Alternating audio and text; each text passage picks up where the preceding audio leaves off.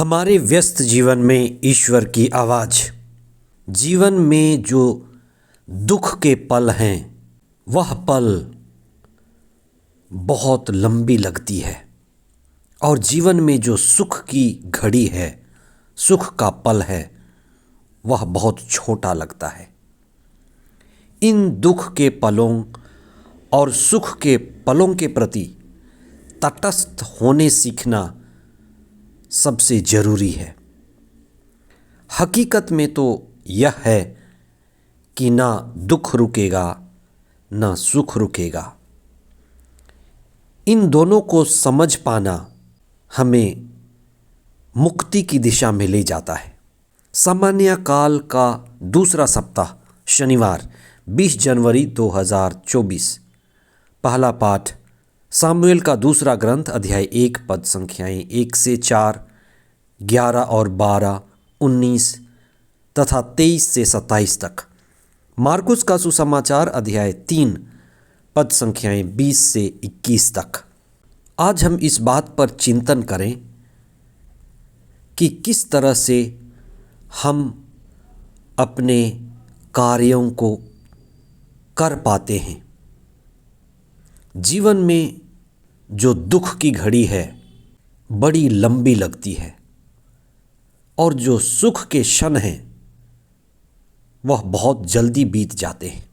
उसी तरह से जिस काम को करने में प्रेम है उसे करते हुए हम डूब जाते हैं और जो काम हम करना नहीं चाहते और उससे हमें करना पड़ता है वो हमारे लिए पहाड़ चढ़ने जैसे लगता है। जिस काम में हमें बेहद प्रेम है उस काम को करते हुए हम बड़े आनंद और संतुष्टि का अनुभव करते हैं। उस काम में हम खो जाते हैं और वक्त के बीतने का एहसास नहीं होता, न ही खाने और पीने का ध्यान रहता है। वास्तव में हमें ऐसा ही कुछ काम खोजना है, ढूंढना है जो हमारे लिए श्रेष्ठ हो, ऊंचा हो और उसको करते हुए हम डूब सकें। आज के सुसमाचार में इसहाक के अपने काम में प्रेम में डूब जाने की बात कही गई है।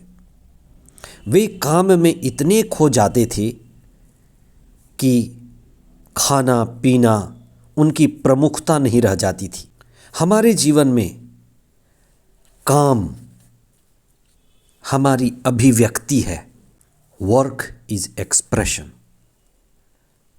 और जो काम हम करते हैं उससे हमारे जीवन की अभिव्यक्ति होती है और जब हमारे काम में प्रेम झलकता है तो अवश्य वह काम हमारे लिए ऊंचा होगा, श्रेष्ठ होगा, उत्कृष्ट कार्य होगा। हम उस कार्य में खो जाएंगे। कई बार आपने कुछ चित्रकार को देखा होगा, मूर्तिकार को, संगीतकार को, जो अपने कार्य के धुन में खो जाते हैं और वे डूब जाते हैं। वास्तव में हमें अपने लिए ऐसे काम ढूंढना है जिसको करते हुए हम खो जाएं और इस काम में हम ऊंचे भी उठें। अगर हमारा काम ही हमारे लिए आनंद का विषय बन जाए तो वह सबसे बड़ी उपलब्धि होगी। और उन कार्यों से बचे जिसको हम करना ही नहीं चाहते, करने में आनंद ही नहीं है, उसको करते हुए ना हम कुछ श्रेष्ठ और ऊंचा कर सकते हैं, उसको छोड़ने में ही बेहतर है। हमें उन कार्यों को चुनना है जिसको करते हुए हम आनंद का अनुभव करें। हमें जीवन में कई झटके लगते हैं, कोई दुर्घटना, कि किसी की आकस्मिक मृत्यु, कोई अनहोनी चीज़, और ऐसे समय हम अपने जीवन को कैसे संचालित करते हैं। आज के पहले पाठ में राजा दाऊद के जीवन में जो झटका आया उसको दर्शाया गया है। साउल जो राजा दाऊद के पहले राजा थे और साउल के पुत्र जोनाथान, जिनसे राजा दाऊद की बड़ी मित्रता थी, वे दोनों युद्ध में मारे गए थे। दाऊद के लिए गहरा सदमा था।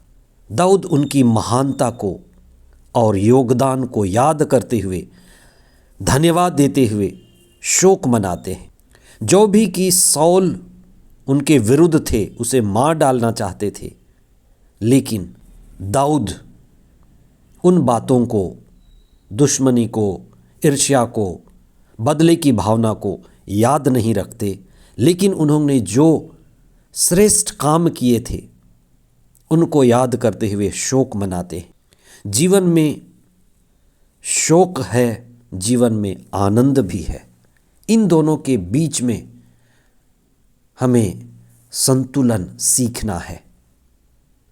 इसलिए दुख के पल और सुख के पल, शोक के पल और आनंद के पल, जिंदगी में ये चक्कर चलते रहते हैं। हम इन दोनों से ही ऊपर उठें, आत्मा में जिएं, प्रभु के साथ जुड़ें और तटस्थ रखना सीखें। प्रभु हमें आशीर्वाद दे कि हम शोक में और सुख के क्षणों में भी, दुख में और आनंद के क्षणों में भी एक जैसे रह सके, प्रभु से जुड़ करके रह सके और जीवन की गहराई में उतरे। आमीन।